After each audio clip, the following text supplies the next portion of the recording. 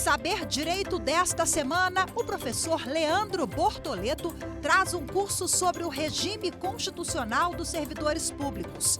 Durante as 5 aulas, ele vai falar sobre o regime jurídico único, o acesso aos cargos públicos, o sistema de remuneração, além de tratar sobre os direitos sociais e a acumulação e a estabilidade dos servidores públicos. Já está no ar a aula 4.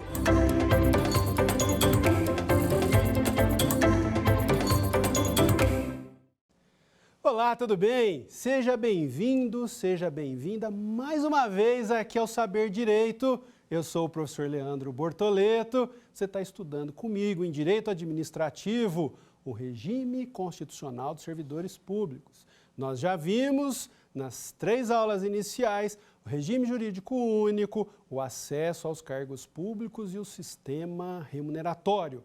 Nesse encontro de hoje, eu vou falar com você sobre os direitos sociais do servidor público e sobre a acumulação de cargos, empregos e funções públicas. Então, eu te convido, vem comigo, vamos estudar mais um pouquinho.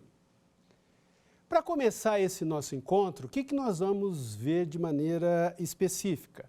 Eu vou falar para você quais são os direitos sociais que o servidor tem. Você sabe que quem trabalha na iniciativa privada, a Constituição assegura alguns direitos.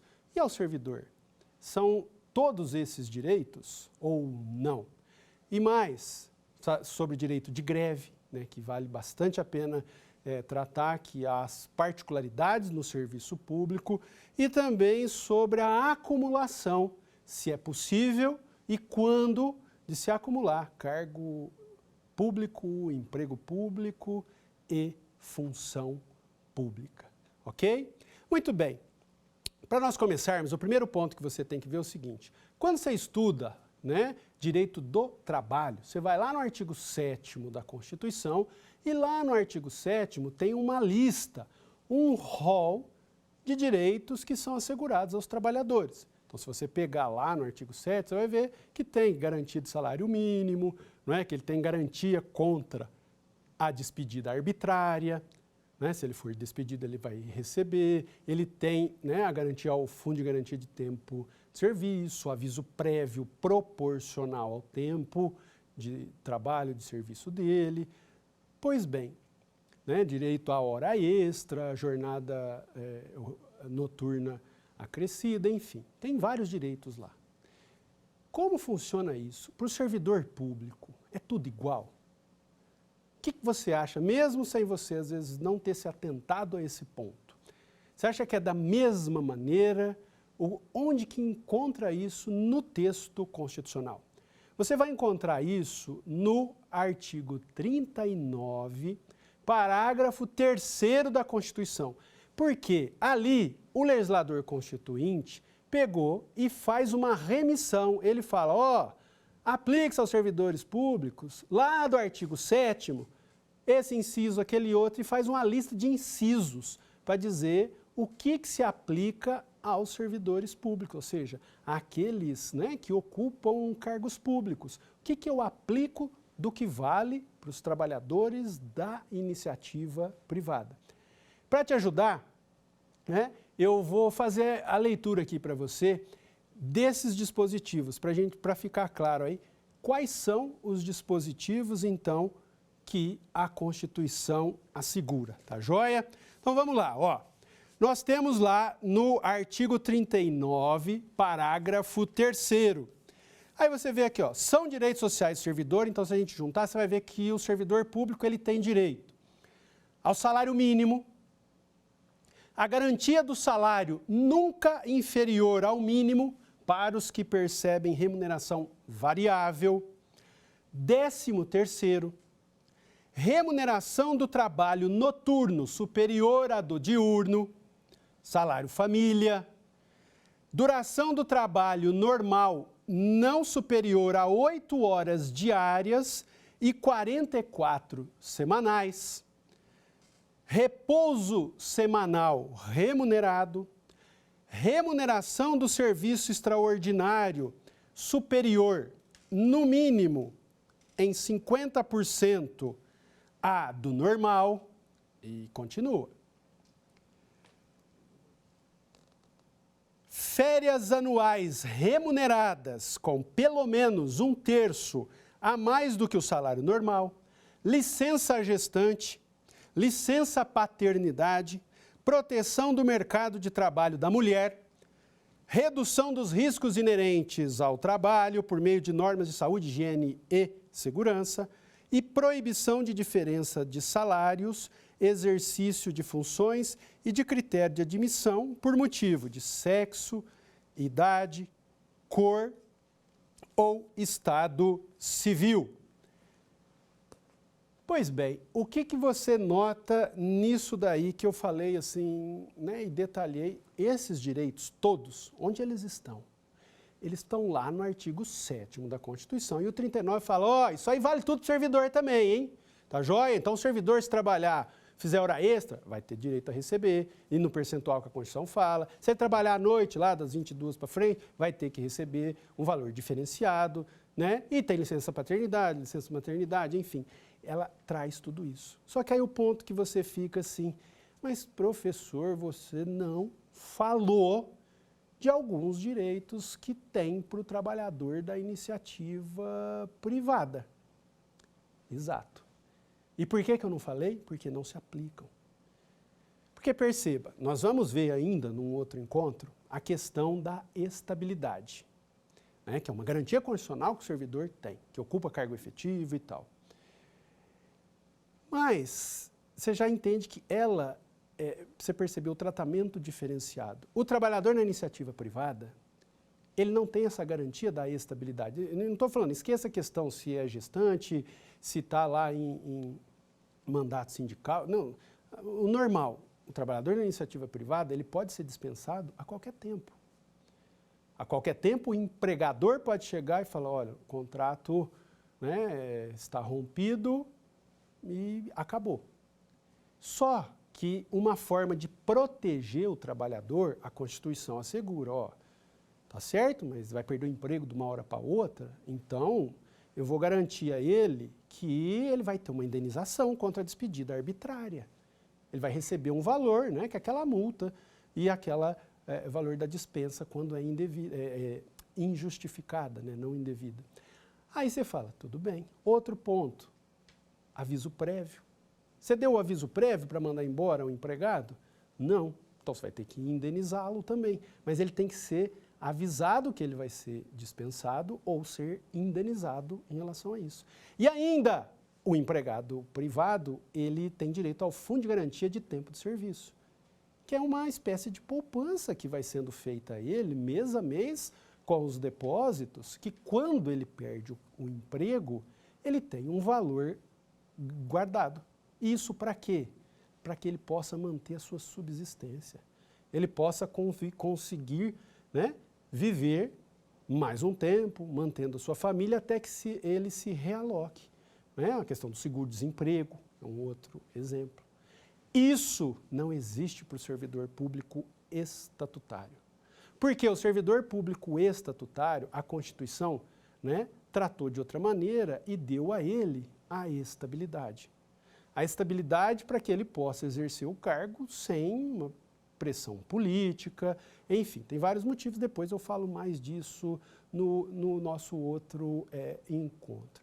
Mas perceba, como ele não pode perder o cargo a qualquer tempo, só nas hipóteses que a Constituição estabelece, né, o legislador falou, ó, não faz muito sentido ele ter também esses outros direitos. Então, por isso, não se estende ao servidor ocupante de cargo público esses direitos que eu acabei de mencionar.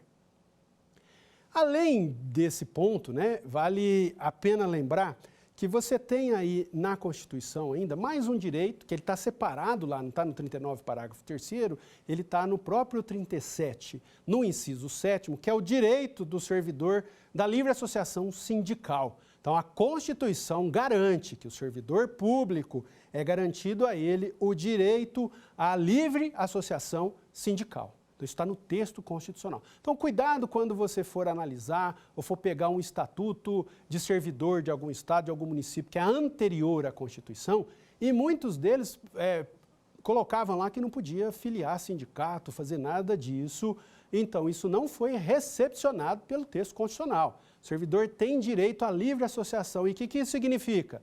Ele se filia a sindicato, se ele quiser, e ele deixa de filiar também quando ele quiser. Então, assim, ele é livre nesse aspecto em relação à associação sindical.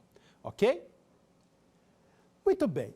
Um outro direito social que também o servidor público faz jus, mas aí é um pouquinho diferente da iniciativa privada, é o direito à greve ou direito de greve. O servidor público também tem direito de greve? Sim. Pega lá a Constituição e lê o inciso 7º. Né? Aquele que eu falei, né, você corrige aí, é o inciso 6º da livre associação sindical. O inciso 7º, que fala do direito de greve, está escrito na Constituição: o direito de greve será exercido nos termos e nos limites definidos em lei específica. Isso que está na Constituição. Aí você fala, tá, mas e como funciona isso? O que é? A greve, né, é a paralisação coletiva da prestação do serviço. E temporária, óbvio, que não é para todo sempre. Então, por um tempo, para-se de trabalhar para se reivindicar as melhorias ou aquilo que seja de interesse da classe trabalhadora. Em relação ao serviço público, a discussão que por muito tempo existiu e que hoje, por força de decisões do Supremo Tribunal Federal, já estão mais calmas, é porque, na verdade, por uma omissão do legislador, esse dispositivo não foi regulamentado. Como assim? A Constituição é de 88. Até mexeram na redação desse dispositivo depois, mas o fato é que, até hoje, nós não temos legislação sobre o direito de greve dos servidores. Aí você fala, mas não tem nenhuma lei que fala sobre o direito de greve do servidor, autorizando, não tá? Porque a Constituição não fala que ele vai poder exercer o direito de greve nos termos de lei e nos limites definidos em lei específica. Você fala, tá, mas não tem a lei. Aí o entendimento, mas isso daí então, né, aquela história, é uma norma constitucional que precisa de um complemento, ela só vai passar a produzir efeitos o dia que essa lei for feita. Você fala, e aí? Não é? Se essa lei não vai produzir efeitos nesse aspecto agora, o que eu vou fazer?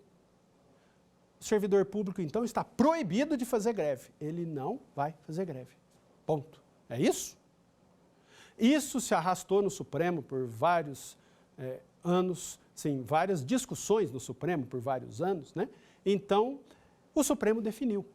Nós tivemos os mandados de injunção número 608, né, número 720 e o número 712 também, em que o Supremo analisado isso, porque mandado de injunção é aquele remédio constitucional que você vai usar quando não tem uma norma regulamentadora e que isso impede o exercício de direitos fundamentais, por exemplo, que é o caso do direito de greve.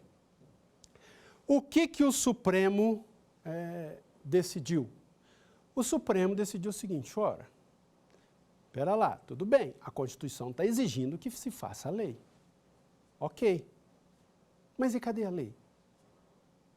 Enquanto essa lei não for feita, se o servidor fizer greve, ela vai ser considerada sempre ilegal, abusiva? O Supremo disse, não, peraí, nos mandados de injunção, o Supremo decidiu, em relação a essa omissão, para considerar que o servidor público vai poder, sim, exercer o direito de greve, usando, para tanto, no que couber, a lei de greve da iniciativa privada. Então, é uma forma de, entre aspas, quebrar um galho, como assim? Não tem a lei, então por meio do mandado de injunção, eu tapo esse buraco, preencho essa lacuna que a omissão do legislador traz e, provisoriamente, o servidor pode exercer o direito de greve usando a lei lá do setor privado. O dia que o legislador quiser, ele faz a lei de greve e regulamenta no detalhe que ele achar necessário. Aí vai se fazer a greve com base nisso. Mas o importante, não pode vir o legislador e falar, olha, servidores públicos em geral não têm direito à greve. Aí não tem cabimento. Não é? O que vai fazer o legislador, ele pode detalhar, ele pode regulamentar e entrar em pormenores necessários à regulamentação desse direito, que é um direito extremamente relevante. Porque as conquistas dos trabalhadores, na sua grande maioria, só vieram após movimentos grevistas, após a tentativa de rompimento com o status quo. Essa é um ponto, então, que tem que ser reconhecido. Né? Então, assim, hoje, então, nós temos o direito, o servidor vai poder exercer a greve? Sim. Mas qual a lei que ele tem que usar? Ele vai pegar emprestado a lei do setor privado, naquilo que couber, obviamente, porque é uma lei destinada a atividades do setor privado. Aí você fala, mas e como assim, né? Quais os detalhes? Aí isso acaba sendo muito casuístico, né? Acaba tendo definições a depender da situação. Mas por quê? E as particularidades, né, gente? Porque ele fala assim, olha, o serviço público não pode parar, não tem o princípio da continuidade do serviço público. Como é que o servidor faz greve? Então isso tem que ser compatibilizado. E, obviamente, isso vai ter que ser levado em conta, depender também da atividade desempenhada. Então, se você falar, são servidores da saúde que estão num movimento grevista, vai ter que levar em conta qual que é o percentual mínimo que tem que ser mantido em atividade para que a população tenha o mínimo, pelo menos, daquilo que é essencial, emergencial para atendimento. Então, esses parâmetros, a lei de greve, ela vai ser muito bem-vinda em definir, por exemplo, parâmetros mais objetivos, né, e especificando, especialmente, quais são as atividades, como que funciona isso de maneira mais detalhada, né, para não termos nenhuma discussão, ok? E aí, seguindo em relação a isso, vale a pena eu trazer para você alguns pontos, né, duas decisões que o Supremo Tribunal Federal ele deu a respeito do direito de greve, para você entender melhor como isso vem sendo definido. Então, o exercício do direito de greve, ele vem sendo muito moldado, né, no exercício da jurisdição por meio do Supremo Tribunal Federal. Né? Então, vamos acompanhar, vamos olhar esse slide aqui comigo para eu te mostrar esses julgados. O primeiro aqui de cima, no tema 531, né, de repercussão geral, recurso extraordinário 693456. A administração pública deve proceder aos descontos de paralisação decorrentes do exercício do direito de greve pelos servidores públicos em virtude da suspensão do vínculo funcional que dela decorre, permitida a compensação em caso de acordo. O desconto será, contudo, incabível se ficar demonstrado que a greve foi provocada por conduta ilícita do poder público. Então, vem comigo aqui de novo. Daqui a pouco eu volto ali. O que você tem? Se você analisar essa decisão, o que o Supremo decidiu? O que acontece no setor privado? Qual que é o entendimento? Que o direito, que o exercício da greve, que ele faz o quê? Ele suspende o vínculo contratual. O exercício de direito de greve, então, ele suspende o vínculo contratual? Suspende. Fala, tá bom, mas... E aí, o que isso interessa? Isso interessa no seguinte, se suspende o vínculo contratual, eu vou continuar pagando a pessoa. Né? Então, não vai haver o recebimento daquele valor. O Supremo trouxe isso porque era uma grande discussão no setor público. Fez greve e aí os servidores recebem ou não recebem? Não recebem pelo período que fizeram greve. O entendimento do Supremo hoje, conforme essa tese de repercussão geral que eu mostrei para vocês. Ó, fez greve? Ok, tem direito a fazer. Porém, com a greve, eu suspendo o vínculo funcional. Está suspenso. Eu abro um hiato, um parênteses.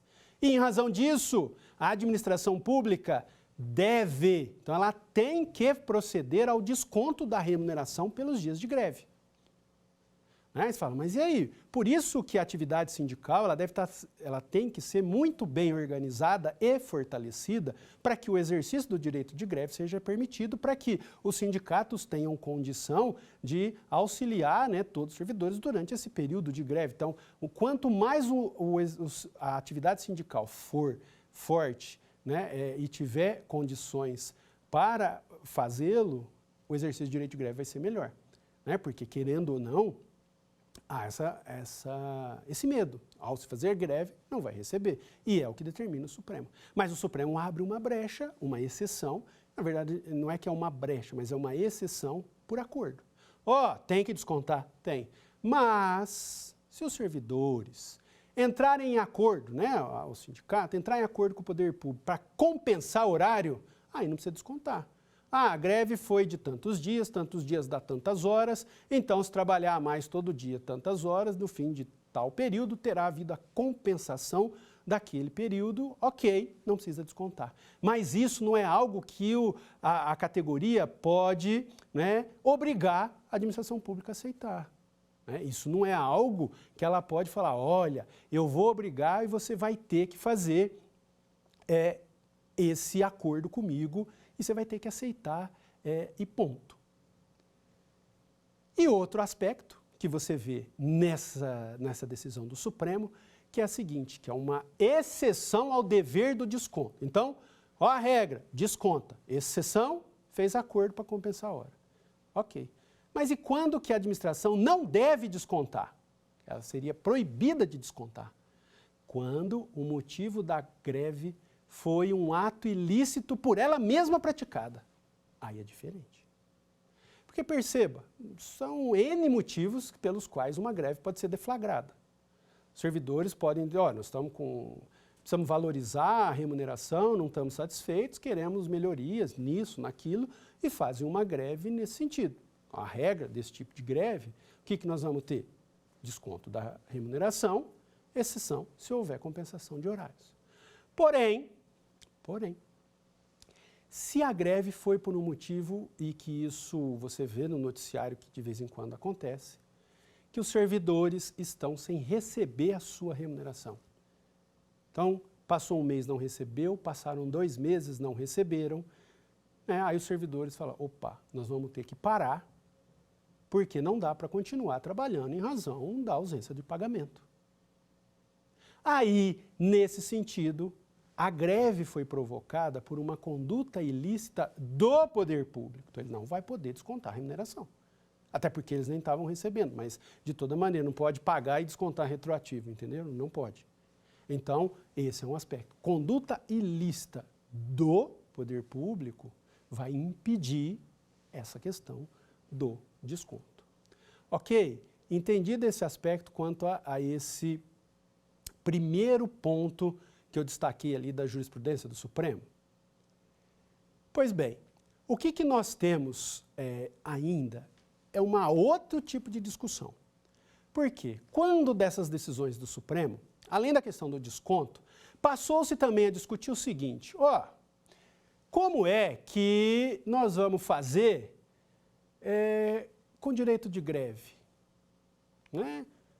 E isso foi muito motivado por conta de episódios que nós tivemos aqui no Brasil, em Estado da Federação, em que os policiais civis entraram em greve e foram fazer suas reivindicações e muitos, inclusive, estavam armados e a polícia militar tentando impedir o acesso ao Palácio do Governo.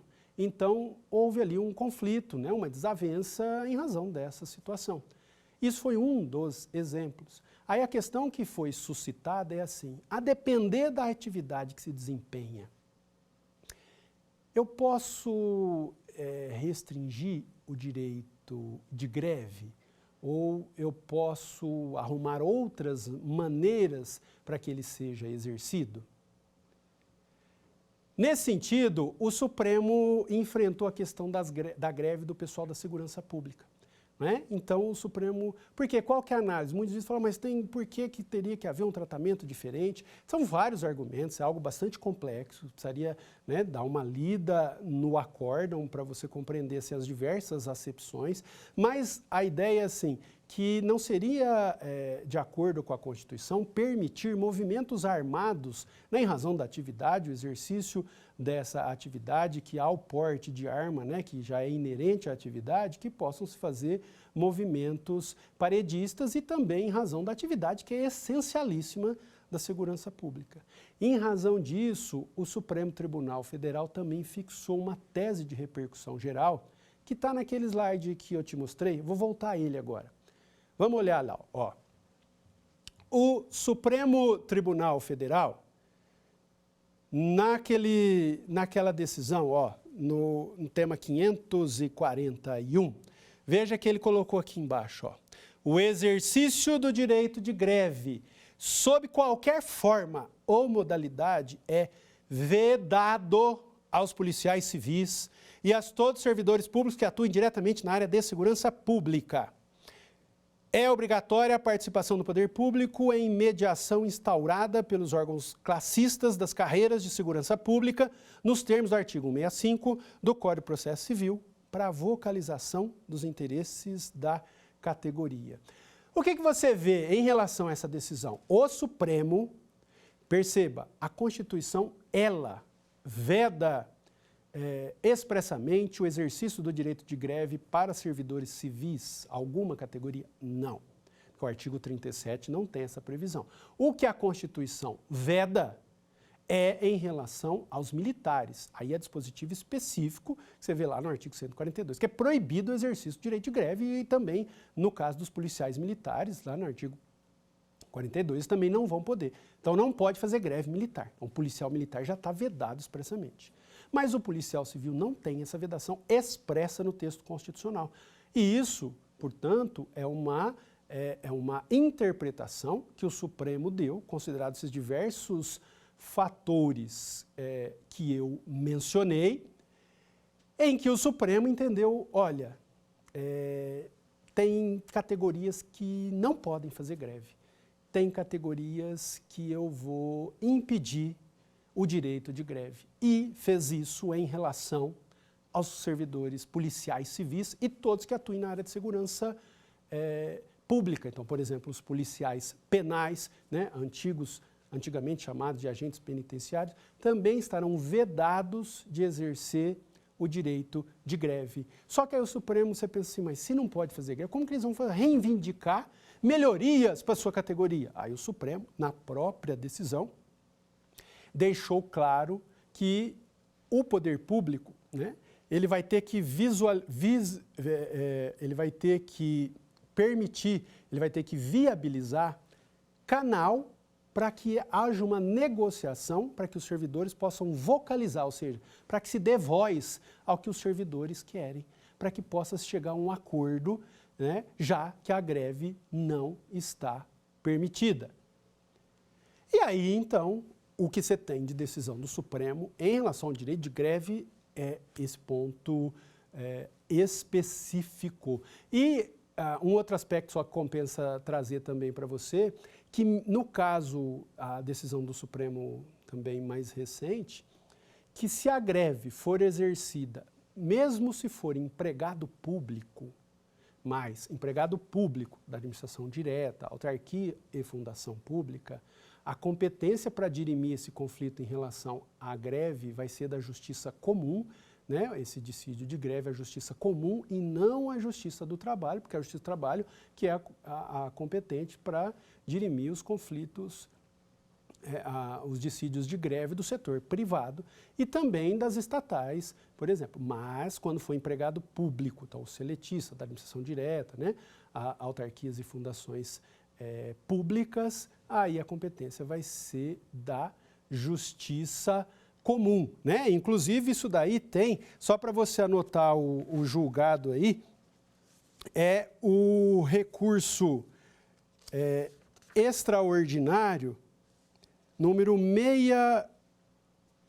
846-854, desculpa, 846-854. Está desse jeito aqui, ó, o enunciado.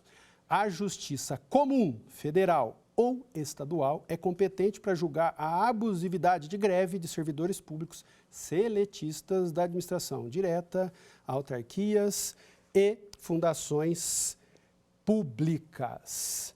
Ok? Maravilha em relação a isso? Pois bem, agora, nessa outra parte aqui da aula, eu vou falar com você, né, que também é uma espécie de direito assegurado ao servidor, é uma vedação ao mesmo tempo um direito, que é da acumulação de cargos, empregos e funções públicas. Por quê? Como funciona isso? O servidor público, porque se você olhar, qual que é a regra? A regra que você vai ter, que você vai encontrar na Constituição Federal, é que o servidor público ele não pode trabalhar em 2 lugares ao mesmo tempo, 2 públicos, e receber por eles. Essa é uma regra. Mas é uma vedação, nós vamos ver isso direitinho. Mas, por outro lado, é um direito que ele tem que, se ele se encaixar nas exceções em que ele pode acumular, é um direito dele e que tem que ser obedecido. Ok? Maravilha? Muito bem, então vamos dar uma olhadinha aqui no slide que eu trago para você o que a Constituição diz a respeito disso. Ó. O artigo 37 da Constituição, inciso 16, é vedada a acumulação remunerada de cargos públicos, exceto quando houver compatibilidade de horários, observado em qualquer caso o disposto no inciso 11, de 2 cargos de professor, 1 cargo de professor ou outro técnico ou científico, de 2 cargos ou emprego privativos de profissionais de saúde com profissões regulamentadas. E o artigo 37, inciso 17, que a proibição de acumular estende-se a empregos e funções e abrange autarquias, fundações, empresas públicas, sociedades de economia mista, suas subsidiárias e sociedades controladas direta ou indiretamente pelo poder público. Pois bem, o que estabelece a Constituição Federal? A Constituição Federal, nesses 2 dispositivos do artigo 37, o que ela está estabelecendo é que, a regra não pode acumular. A pessoa que ocupa um cargo público, um emprego público, uma função pública, não pode ter outra. Essa é a regra. É isso o que dispõe o texto constitucional. Aí você fala, tá, essa é a regra. Sim, mas tem exceção? Exatamente. E as exceções estão no próprio texto constitucional, que eu acabei de ler para vocês.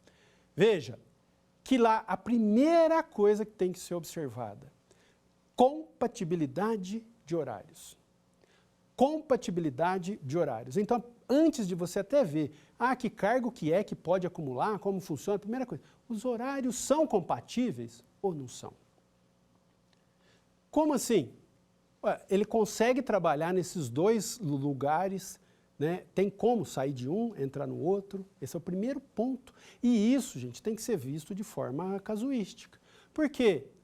Você não pode limitar um município, porque às vezes ele pode trabalhar num lugar, né, exemplificando que ele acaba às 14 horas, enfim, 16 horas, seja o horário aí que for, e que no outro ele comece 1 hora depois.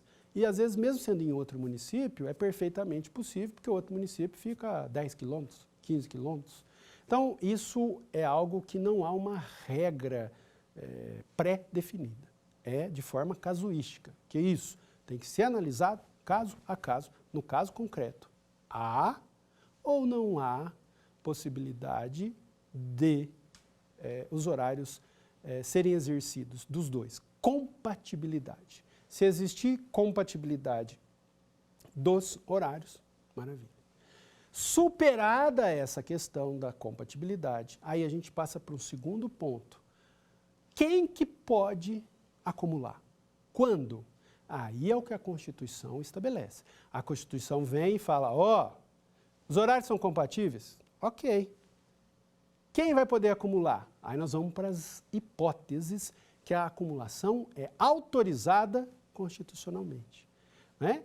E quais são essas hipóteses em que a acumulação é autorizada constitucionalmente?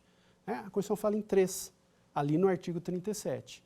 No artigo 37, ela está em 3 hipóteses, que é o quê? 2 cargos, empregos ou funções de professor, 2 de profissionais da área da saúde com profissão regulamentada e 1 de professor com outro técnico ou científico, que é isso que está aí no inciso que eu acabei de ler para vocês. Aí você fala, tá, mas professor, detalha melhor isso daí para que eu possa entender. Primeira coisa, essa acumulação, antes até de você ver as hipóteses, é que você visualize o seguinte, o artigo 37, o inciso 16 ali, o que ele fala? Essa vedação, acumulação, isso vale para direta, para indireta, estado, município. O que só quer dizer o texto constitucional com isso? O texto constitucional, a ideia é a seguinte, é indiferente, então depois eu vou detalhar esses pontos, é indiferente se você tem um cargo federal e o outro, se ele também teria que ser federal, é isso que a Constituição está dizendo, é indiferente isso. Tanto faz como você combina, pode ser um cargo federal com um outro cargo federal. Se não encaixar nas hipóteses ali, é proibido. Pode ser um cargo federal com um cargo estadual, ou um cargo estadual com um cargo municipal, um cargo estadual com um emprego público estadual, um emprego público municipal com outro emprego público municipal, um emprego público estadual com um cargo público federal. Perceba o que a Constituição quis dizer, que isso é indiferente. Um cargo é no executivo, o outro cargo é no judiciário, o outro... Perceba, não importa. O que a Constituição diz, não pode ter 2. Aí não interessa isso, como você vai combinar, se é cargo com emprego, se é emprego com emprego, cargo com cargo, se é Estado com União, se é município com município. Esquece isso. E fica bem claro, então, não é isso que vai ser relevante, ok? O que vai ser relevante é, havendo compatibilidade de horários, de encaixar em uma dos 3 casos só. Então, ele pode ter 2 de professor. Então, ele pode ser, por exemplo, ter 2 concursos de professor no município. Ter um professor numa escola municipal, professor em outra escola municipal. Pode ser professor numa escola municipal, professor em outra escola estadual.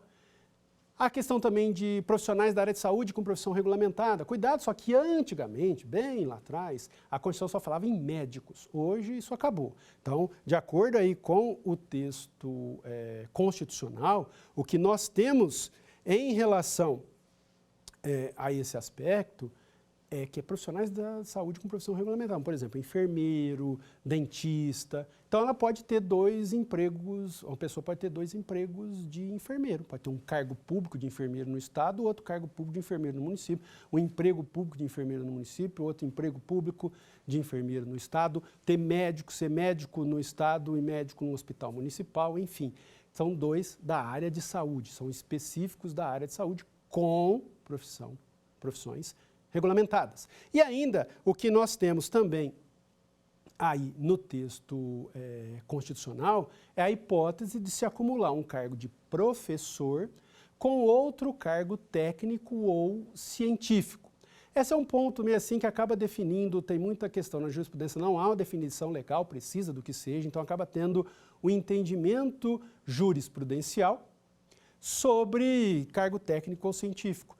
Entende-se, por exemplo, que o cargo científico seria aquele de nível superior e o cargo técnico, não basta ele se chamar técnico, teria que ser um cargo que ele tenha exigências específicas de conhecimentos específicos para que ele possa ser considerado técnico. Então, aí, por exemplo, seria possível acumular. Então, posso te dar um exemplo, a pessoa que é procurador do Estado, ele pode acumular esse cargo, que é considerado um cargo científico, com um cargo de professor. Ser professor numa universidade estadual, numa universidade federal, por exemplo. Tá joia? Essas são as hipóteses em que a acumulação ela está permitida aí, no texto constitucional. Então, a Constituição assegura. E em relação a esse aspecto, vale a pena ainda ressaltar que a Constituição também trata a questão dos militares. Por quê? Antes não tinha essa previsão específica, hoje já tem.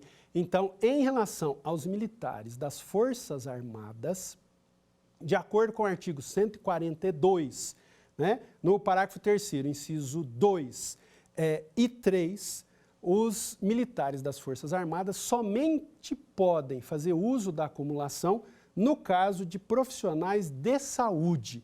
Então, ele pode ser um médico da aeronáutica, por exemplo, e ser médico, né, também em um determinado município, desde que haja prevalência, né, que predomine a função militar. No caso dos militares dos estados e Distrito Federal, bombeiros militares, policiais militares, aí, nesse caso, né, o que a Constituição prevê no artigo 42, parágrafo 3º, é que essas hipóteses de acumulação, todas as três, elas podem ser aplicadas, aí vai ter que ser analisada caso a caso em relação aos militares estaduais.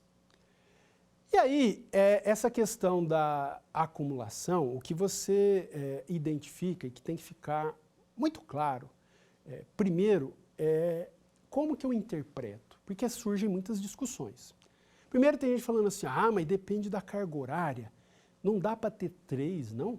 Por exemplo, eu vou ter 1, vou ter 2, vou ter 3. Não. A acumulação não pode para 3 vínculos, é no máximo 2. Ok? E isso se for as hipóteses que a Constituição autoriza, que a Constituição permite. Pois bem, avançando nisso daí, passou-se a ter muita discussão também do seguinte, mas tá bom, vamos imaginar que é permitido. Vamos imaginar o caso de profissional da área de saúde, que isso é muito frequente, as jornadas são muito variadas, tem jornada à noite, às vezes escalas, enfim. Eu posso, por exemplo, limitar a carga horária, como que funciona, o que a gente tem isso? O Supremo já respondeu. Vamos dar uma olhadinha aqui no slide, que eu trago um julgado bastante interessante do STF. Tema 1081 aqui, ó, que o Supremo define, ó, as hipóteses excepcionais autorizadoras de acumulação de cargos públicos previstas na Constituição Federal sujeitam-se unicamente à existência de compatibilidade de horários verificada no caso concreto, ainda que haja norma infraconstitucional que limite a jornada semanal. O que você tem nesse julgado aí? O que surgiu? Então, por exemplo, imagina um profissional de saúde em que ele já tem uma jornada de 40 horas e ele vai acumular uma outra jornada, né? Já houve casos em município de querer limitar, falar assim, vou ter uma lei aqui no município que é no máximo 60 horas. Não pode ultrapassar. O que o Supremo disse, a Constituição não fala nada disso. A Constituição só diz que tem que ter compatibilidade de horários. A questão da quantidade ou do máximo da jornada de trabalho não tem previsão constitucional e não pode ser óbice ao direito à acumulação. O direito à acumulação dá para, os horários são compatíveis? Dá certo? Ok. Mas nesse caso tem uma lei municipal, que o Supremo disse, não interessa. Mesmo que exista uma lei, seja federal, estadual, municipal, limitando a jornada de trabalho em razão da acumulação, querendo somar e falando que o máximo, juntando as duas, é tantas horas, o Supremo diz que é inconstitucional, porque a Constituição não prevê isso. Ok? Vamos voltar lá no slide. O outro ponto, no tema 384, que o STF decidiu, é o seguinte. Quanto à remuneração, nos casos autorizados constitucionalmente de acumulação de cargos, empregos e funções, a incidência do artigo 37, inciso 11 da Constituição Federal pressupõe consideração de cada um dos vínculos formalizados, afastada a observância do teto remuneratório quanto ao somatório dos ganhos do agente. O que você tem nesse aspecto, gente? Aqui, nessa decisão do STF, o que restou decidido, que o STF firmou, é que a discussão que se vinha em relação a esse ponto era o seguinte, como que funciona então? Se ele pode acumular? Pode. E o teto? tem teto ou não tem teto remuneratório, né? Que a gente viu no nosso outro encontro. A gente viu que tem teto. Só que como funciona, então, quando acumula? Eu trabalho em 2 lugares. Que teto que eu aplico? Havia entendimentos divergentes, né? Inclusive no próprio Supremo, e aí acabou com essa decisão uniformizando. Então, a decisão do STF hoje você vai ter os tetos remuneratórios normalmente. Mas cada vínculo você olha individualmente. Como assim? Exemplo. O indivíduo é médico no município e acumula um cargo de médico no Estado da Federação. Eu não vou somar as 2 remunerações para achar um teto. Não. Eu vou olhar ele como médico no município. Qual que é o teto que ele se submete? Aí é o subsídio do prefeito. Ah, mas e o médico no Estado? Aí, como é no executivo estadual, caso o Estado não tenha adotado aquele subteto único, não é? Aí, nessa hipótese, será o do subsídio do governador. Então, os vínculos devem ser analisados individualmente. Até, inclusive, a esse ponto dos tetos, só retomando daquele outro encontro da aula passada, que acho que eu não falei para você, o pessoal discutiu, e isso se aplica também nesses casos, é o seguinte, muito se discutia que essa aplicação desse teto teria que ser de forma bruta. Como assim?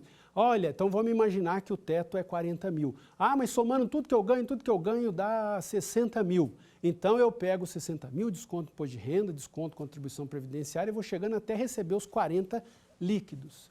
Não. Né? Esse teto, ele é bruto. Exemplo, o subsídio do ministro Supremo, o subsídio é 40 mil, é bruto. Então, se a pessoa ganha 50, vai reduzir os 50 até chegar nos 40. Depois que chegou no 40, vai incidir a contribuição previdenciária, depois o imposto de renda. Então, o líquido ser menor. Então, tem a incidência em cima do bruto. Isso vale nesses casos de acumulação também. Então, esse médico, ele vai olhar o vencimento bruto dele, a remuneração bruta dele, ali no município, que tem que ser no máximo o subsídio do prefeito de forma bruta, e vai olhar, né, a sua remuneração no âmbito do Estado, que vai ser no máximo o subsídio do governador de forma bruta também. Ok? Maravilha? Muito bem. Ainda em relação a essa questão da acumulação, aí já muda um pouco a perspectiva, mas de forma muito breve.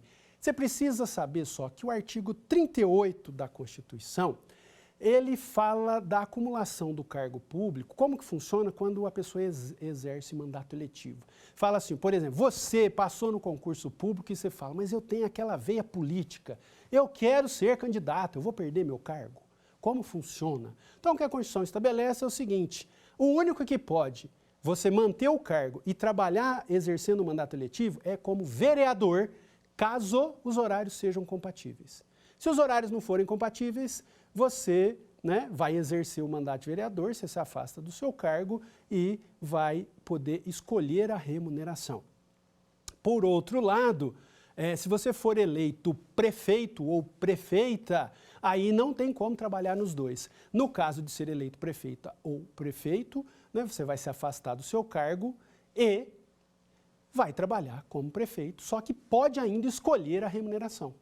E para o restante, os demais mandatos eletivos, você foi eleito ou eleita, né, deputado, deputada, senador, senadora, governadora, aí não tem discussão. Haverá o afastamento do seu cargo público e vai se receber o subsídio desse mandato eletivo, e aí não tem como escolher nada qual é que vai receber.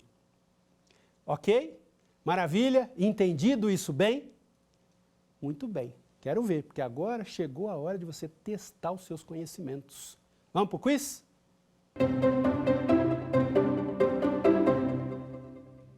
Primeiro aí, após 2 meses sem receberem suas remunerações, os servidores municipais deflagraram greve. Nessa hipótese, de acordo com a Constituição Federal e a jurisprudência do Supremo Tribunal Federal, letra A, Os servidores não podem fazer greve até que seja editada lei a respeito. B. Com a greve, ocorre a suspensão do vínculo funcional e a administração municipal deve proceder ao desconto dos dias de paralisação. C. Com a greve, ocorre a suspensão do vínculo funcional e a administração municipal deve proceder ao desconto dos dias de paralisação, exceto se houver acordo para compensação. E D. A administração municipal não poderá proceder ao desconto dos dias de paralisação porque a greve foi provocada por sua conduta ilícita. E aí, qual é a resposta correta? Escolhe. Vamos cá? A resposta correta é a letra D de dado. Porque o que você tem? A administração não pode proceder ao desconto porque a greve foi provocada por sua conduta ilícita. O que ela fez? A administração parou de pagar os servidores. Então, ela deu origem à greve, não pode descontar. Maravilha? Vamos para a segunda questão. Maria ocupa o cargo público de enfermeira em unidade básica de saúde do município, com jornada semanal de 40 horas. E também ocupa o emprego público de enfermeira em hospital estadual, com jornada de 30 horas. Nessa hipótese, letra A acumulação é admitida, desde que não haja lei estabelecendo limite à jornada semanal. B, a acumulação é admitida, desde que haja compatibilidade de horários verificada no caso concreto, ainda que haja norma infraconstitucional que limite a jornada semanal. Letra C. A acumulação é vedada, porque o segundo cargo não é técnico ou científico. E letra D. A acumulação é vedada, porque envolve um cargo e um emprego. E aí? Qual é a resposta correta para essa, hein? Jurisprudência do Supremo. Escolheu? Vamos conferir a resposta? Então vem. A resposta correta aqui, é a letra B de bola. A acumulação é admitida desde que haja compatibilidade de horários verificada no caso concreto, ainda que haja norma infraconstitucional que limite a jornada semanal. Pois bem, nessa hipótese aqui, o que nós temos é aquela aplicação da jurisprudência do Supremo Tribunal Federal, em que o Supremo definiu, que não pode haver limitação. A Constituição, que estabeleceu, a Constituição determina. Então, se não é requisito constitucional, eu não posso impor um limite de jornada de trabalho. Maravilha? É isso aí então, pessoal, Nós chegamos aí ao final nesse nosso quarto encontro, Estava até perdendo a conta aqui, mas é sempre um prazer encontrar você aqui. E eu queria novamente deixar aí, @Prof. Bortoleto, se você ficou com alguma dúvida, se não entendeu algum ponto. E também eu queria novamente pedir liberdade a você, para indicar um outro livro meu, de minha autoria, para te ajudar nos seus estudos.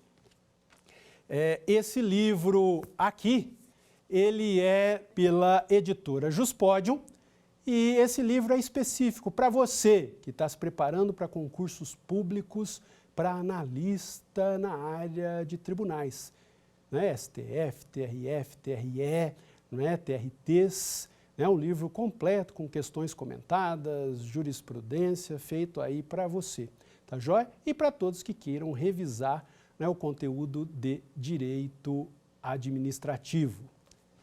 Maravilha? É isso aí, pessoal. Muito obrigado pela presença de vocês. No próximo encontro eu vou falar sobre estabilidade. Eu aguardo você. Até lá.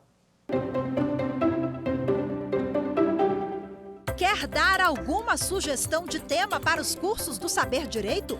Então mande um e-mail para a gente, saberdireito@stf.jus.br. Você também pode estudar pela internet. Acesse o nosso site radioetvjustiça.jus.br ou pode rever as aulas no canal do YouTube, @Rádio e TV Justiça.